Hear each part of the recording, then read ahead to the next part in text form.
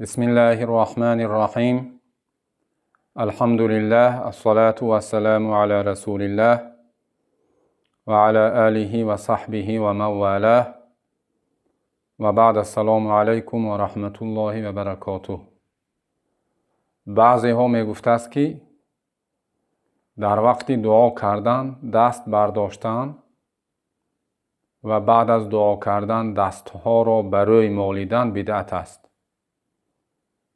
اساس شرعی ندارد. برای من خواستم کمتر در همین مسئله معلومات دهم.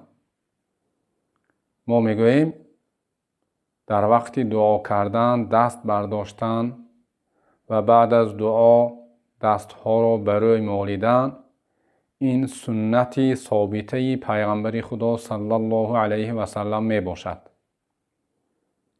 با چندین دلیل این گفته خود را اثبات می نماییم.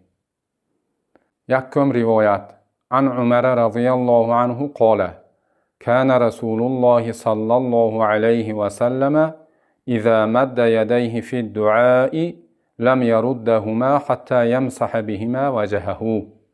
یعنی حضرت عمر رضی الله عنه میگویند که پیغمبر خدا صلی الله علیه و سلم وقت می برداشتند دو دستشون را در دعا بر نمی گردانیدند تا اینکه می مالیدند دو دستشون را برایشان. یعنی پیغمبر خدا صلی الله علیه و سلم وقتی به دعا دست می برداشتند، وقتی دعا را تمام کردند آن دستان خود را برای می مالیدند بعد می پرتافتند.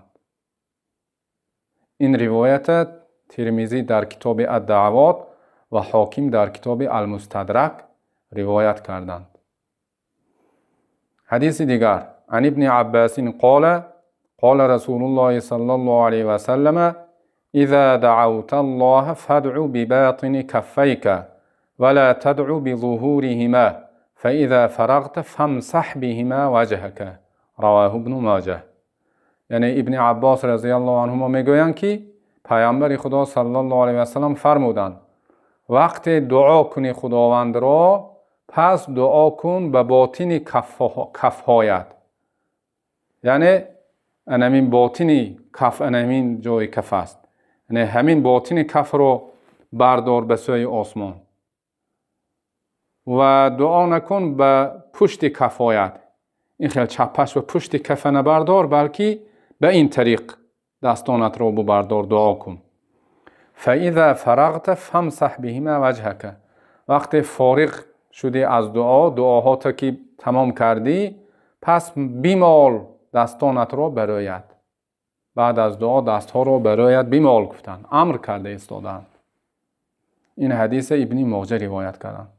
حدیث دیگر عن یزید بن سعید بن ثمامة ان النبي صلی الله علیه و سلم كان اذا دعا رفع یدیه مسح وجهه بیدیه.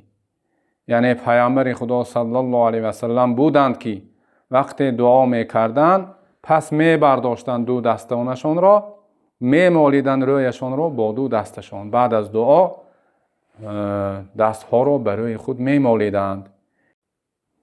این حدیث احمد و ابو داود روایت کردند. این نوپیداها حدیث میگویند من با چخیل حدیث شود؟ آیا اینها حدیث نیستند؟ مقصد آنها عمل کردن به حدیث باشد به این حدیث های شریف بیادابی کرده رد نمی کنند.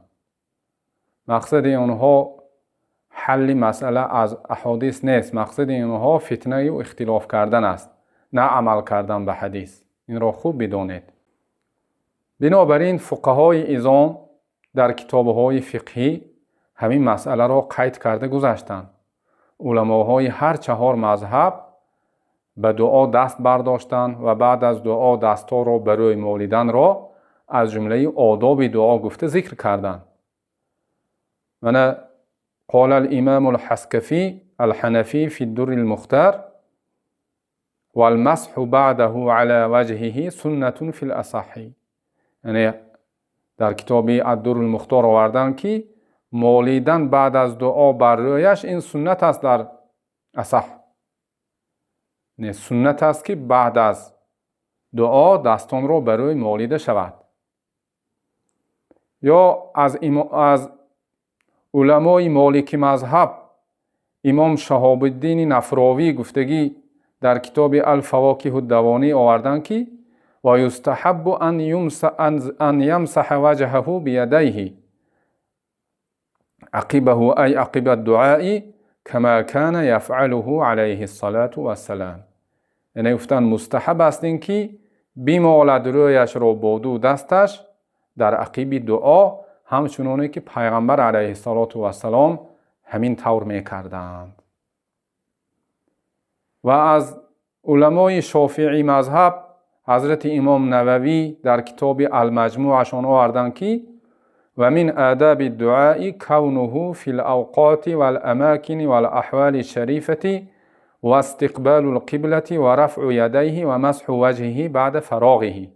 یعنی از جمله آداب دعا این است که گفتند در وقتها و جایها و حالتهای شریفه و پرفضیلت باشد و دیگر آدابش روی به قبله باشد و دیگرش برداشتن دو دستش و مالیدن رویش با دو دستش بعد از تمام کردن دعا. گفته این دست برداشتن و برای مالیدن دست ها را از جمله آداب دعا گفته ذکر کردن.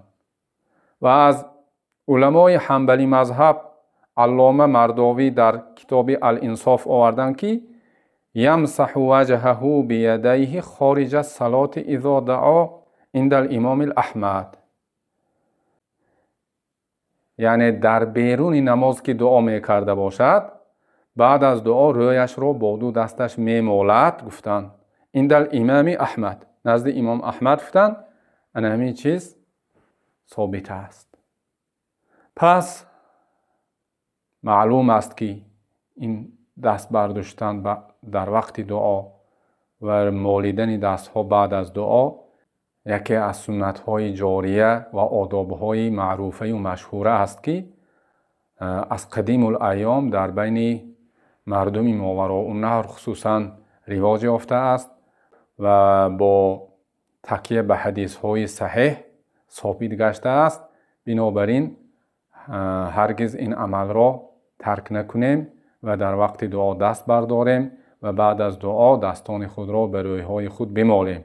و صلی الله علی خیر خلقه سیدنا محمد و آله و صحبه و سلم.